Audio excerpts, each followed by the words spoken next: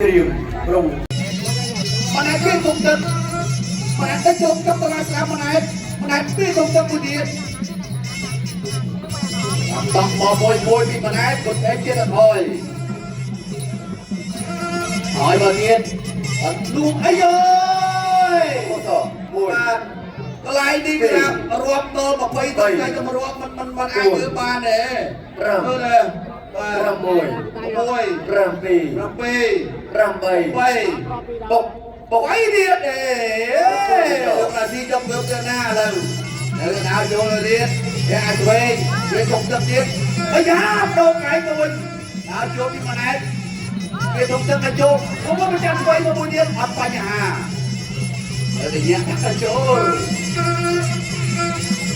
វាអាចវិញមួយទៀតអូយបាទដល់សពគ្រប់បាត់ហើយអំបិលកំ